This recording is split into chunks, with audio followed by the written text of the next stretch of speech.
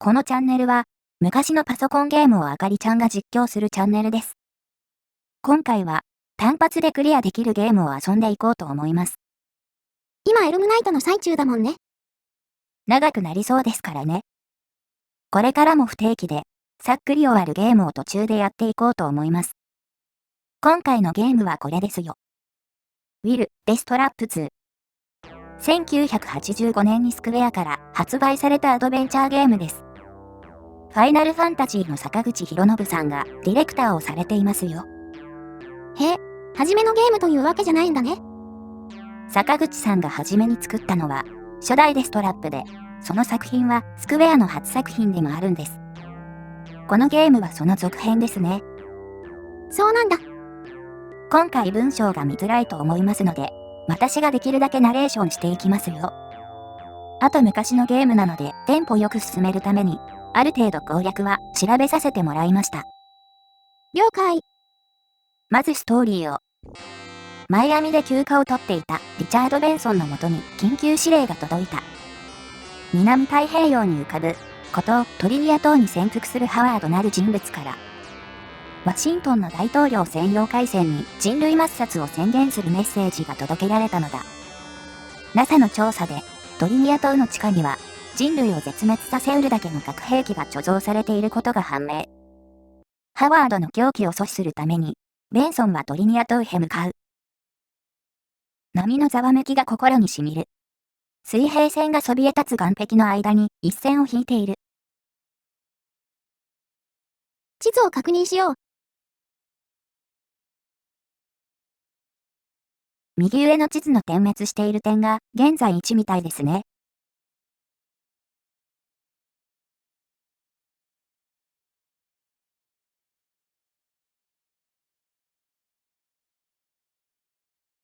西に向かうよ。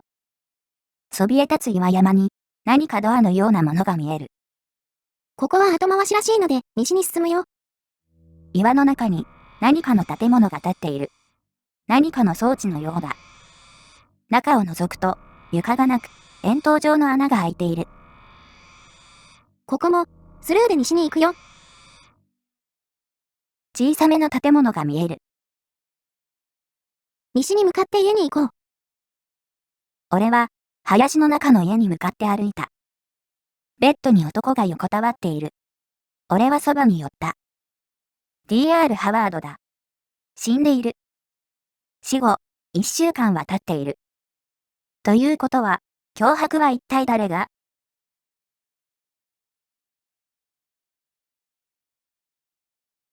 死んでる男を見よう。死んでいる。死後1週間は経っていそうだ。手に何かある気がするので手を見る。ドクター・ハワードの指に指輪が光っている。意味ありげだな。指輪はもらっておこう。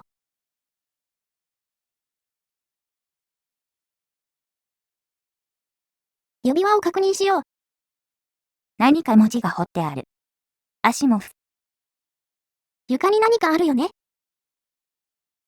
レーザーガンが落ちている。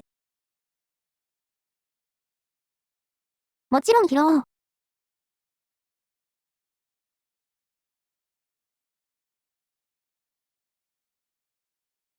レーザーガンはどんな感じかな？パワーが切れていて使えない。何かバッテリーのようなものをつける必要があるな。枕元に写真があるみたいだね。どんな写真だろう？ドクター・ハワードが娘にキスをしている写真だ。愛車と共に1979年11月25。机の上の写真を確認しよう。私はアンドロイドに娘と同じ名前をつけた日記の切れ端のようだ。本棚も調べよう。棚の周りだけあまり埃がないようだ。怪しいので動かしてみよう。やっぱり奥に入り口が隠れてたね。何の部屋だろうか？絵を見てみよう。一瞬何かが光った。なんだ？今のは？絵は撮れないかな？なんだ？これは？絵は何か特殊なエネルギーでシールドされていて、触れることができない。諦めて机を調べよう。手紙が一通置いてある。内容を確認しよう。手紙を開けた。遺書らしい。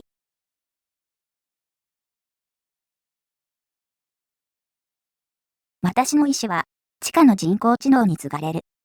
私は死ぬ。そして、この醜い世界も終わりを告げるだろう。これは私の意志。これは神の意志。狂ってる。俺は心で叫んだ。これは確かにおかしくなってるね。娘さんが亡くなって絶望してるのかな？机にあるお酒も持っていこう。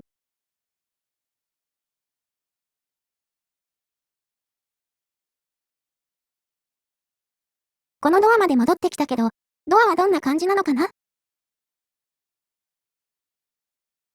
何か特殊な金属でできている。そばに何かコネクターのようなものがある。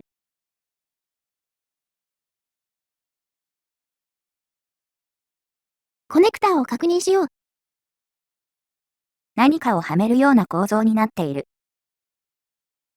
指輪をはめてみよう。俺は、コネクターに指輪をはめた。と、ドアが音もなく開いた。よし、進むよ。実験室だろうか？机、コンピューターなどがある。向かいにドアが見える。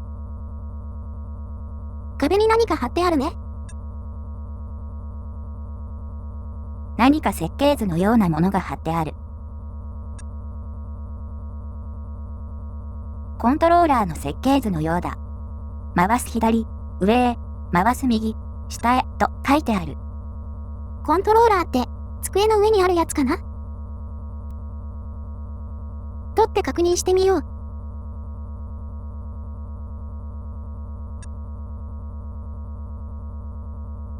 コントローラーは壊れている。直して使えたりできないかな？俺は、やっとのことで直した。これで少しは使えるだろう。さっきのコントローラーここで使うと思うんだよね。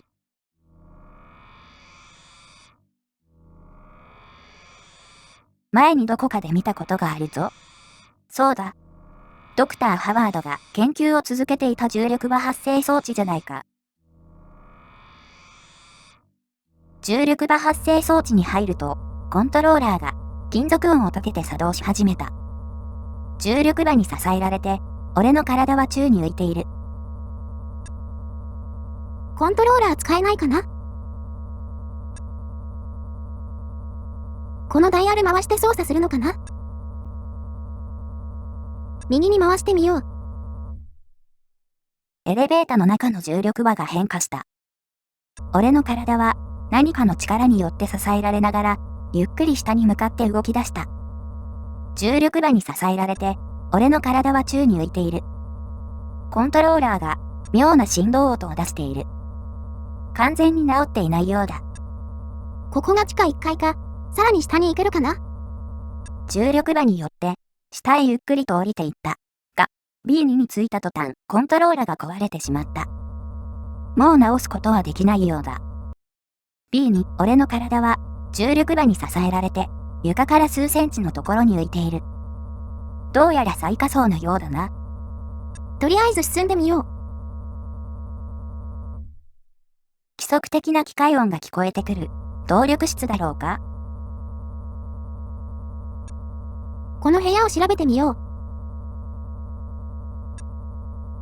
箱が2つ置いてある。その上に何か乗っている。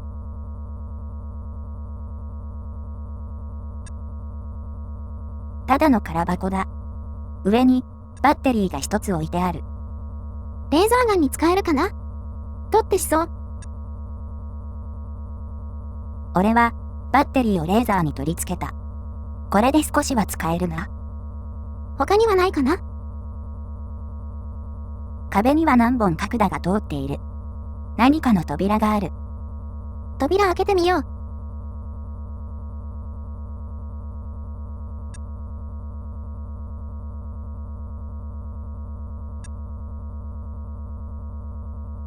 中に電気系統のスイッチが見える。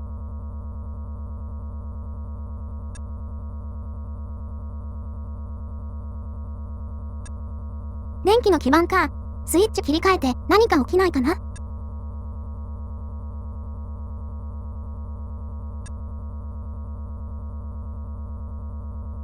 スイッチはオンを指している。じゃあオフにしてみよ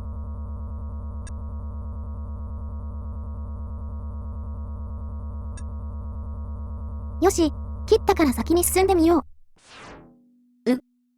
メカノイドだ。俺に襲いかかってくる。メカノイドって警備ロボットみたいなものかな？レーザーを撃って倒そう。敵はダメージを受けたようだ。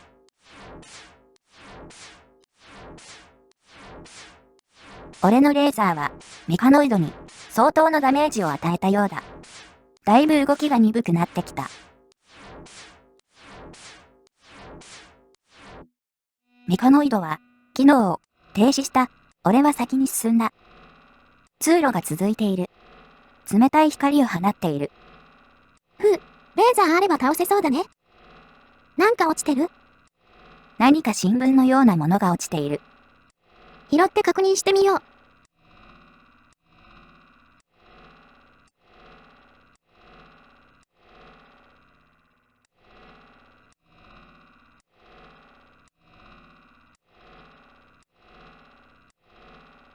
1978年4月3日マサチューセッツ工科大の人工知能の暴走をドクター・ハワードが一語の入力によって止めた。つまり、実験中のネズミが死ねば自分自身も死んでしまうという命令と、ネズミを殺すというプログラムに矛盾を生じさせたのである。わかるようなわからないような。まあいいや、先に進もう。ガニ型のメカノイドが襲いかかってきた。敵意があるようだ。まあレーザーだよね。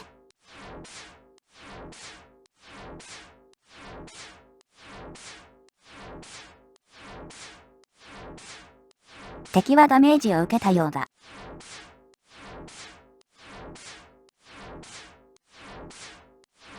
攻撃が弱まった。チャンスだ。ここで酒を投げる。メカノイドから出ている炎に引火した。バルオーム。メカノイドは機能を停止した。俺は先に進んだ。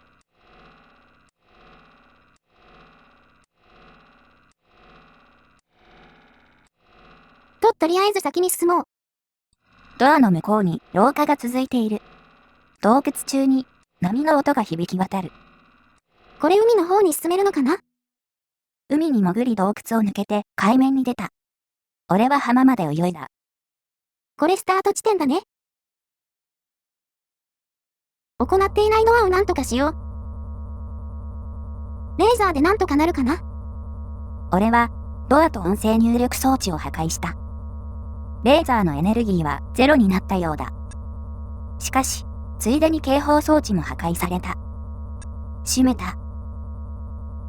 レーザー使えなくなっちゃったか。先に進もう。カプセルの中に一人の少女が横たわっている。これがアンドロイドかな？中に少女が眠っている。カプセルの脇には音声入力装置がある。アイシャだよね。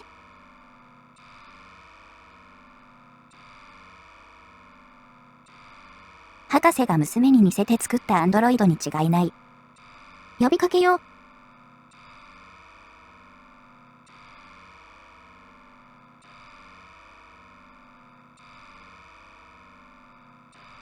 音声入力装置が作動して、カプセルが音もなく開いた。アイシャ、そう、私は、アイシャ、博士の娘に似せて作られたアンドロイド。あなたは誰？博士じゃないわね。でもいいわ。私の感情回路は寂しさでいっぱい。もう、あなたのそばを離れない。アイシャが眠っていたカプセルが置かれている。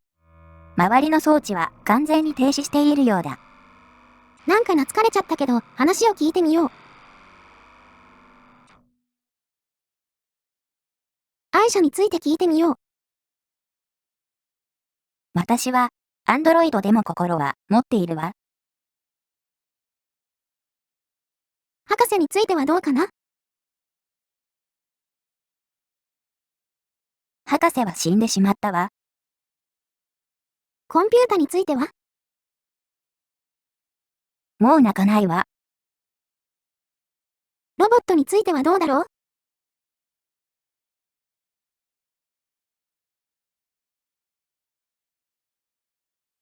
昔は工作用だったのに、今は暴走しているわ。写真について何かわからないかな？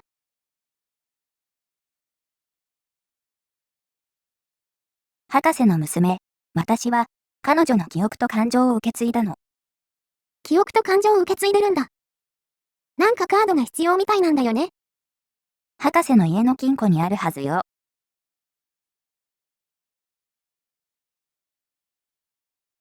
B1 のドアは私に同調している。じゃあ何か変化あるのかな？コントローラーなんとかならないかな？私に渡して。なんとかなるかな？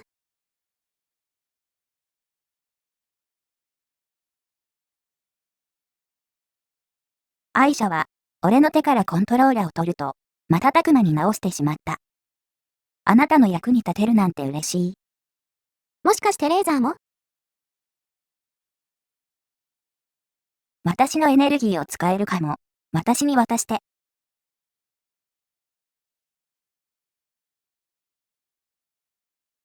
アイシャは、レーザーに、自分のエネルギーを充電してくれた。はい、これで使えるわ。あなたの側にいていいでしょう。アイシャは、ぴたりと俺に寄り添っている。ああ、ありがとう。俺は、アイシャと話すのをとりあえずやめにして、先に進むことにした。B1 に来たよ。メカノイドが行く手を阻んでいる。まあレーザーでしょ。アイシャに充電してもらったしね。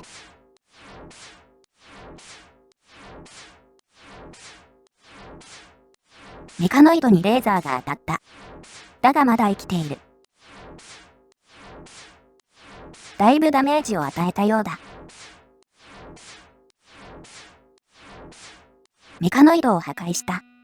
俺は残骸を踏み越えて先に進んだ。よし、問題なかったね。先に進もう。小さな部屋にコンピューターが1台置いてある。何か表示されているのかな？金庫を開ける方法を表示します。パスワードを入力してください。これあれだよね。入力してみよう。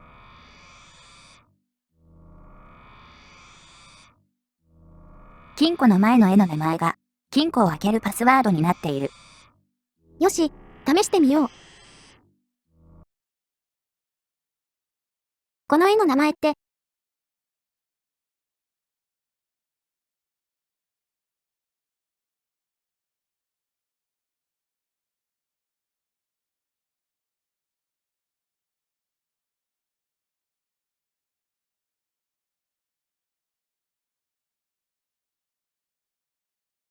金庫の扉が音もなく開いた。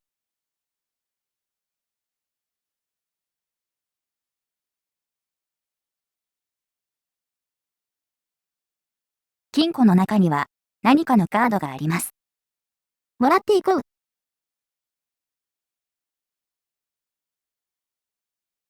さっきのところに戻ってきました。またメカノイドだ。だが、メカノイドはなぜか襲ってこない。と、指輪が光り始めた。どうやら、指輪から何かが出ている。何か、特殊な波長の音波を嫌っているようだ。しばらくして、メカノイドは姿を消した。通路の突き当たりはドアだった。ドアは閉まっている。アイシャが喋り出した。このドアの回路も、私の感情回路と同調している。でも開けられないわ。愛情という感情が、キーになっているようなのだけれど。アンドロイドだから、知識でしか感情わからないのかな？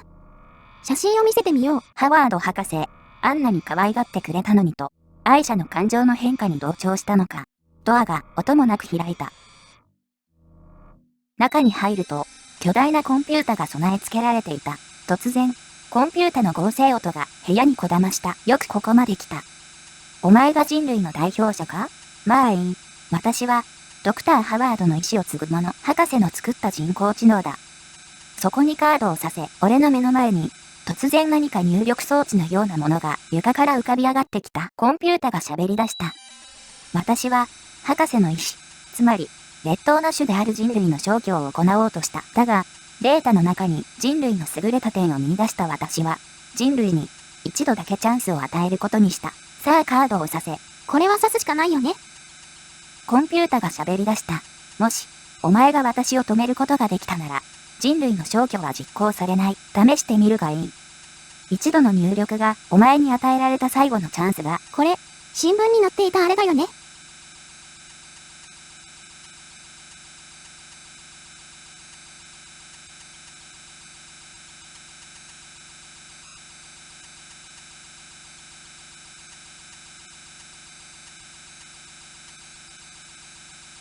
コンピュータが暴走しだした光の渦の中、声がした。人類の勝ちだ。私は眠る。コンピュータは死んだ。世界は救われた。天井が崩れ落ちてくる。俺はアイシャの手を引き、出口に向かって走った。アイシャが倒れた。私のメモリーユニットはマザーコンピュータと直結していたの。私も眠る。でも今度の眠りは博士が死んだ時とは違う。感情回路の中に何か安らかなものがある。信頼、尊敬、違う。もっと別な温かいもの。ベンソン、ありがとう。おやすみなさい。アイシャは目を閉じた。アイシャ。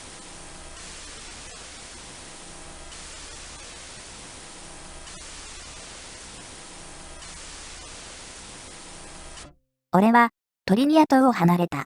と、島がゆっくりと沈み始めた。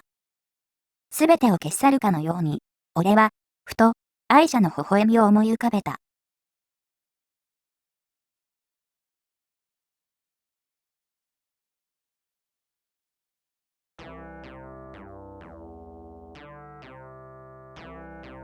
終わりましたね。今チャレンジしてるゲームも、古いけど、このゲームは、それよりさらに古いんだよね。でも、話としてとても楽しめたよ。そうですね。ゲームとしてまだ発展していないもののその中でなんとかストーリーを入れようとしたんでしょうね。それでは、次の動画でまたお会いしましょう。またね。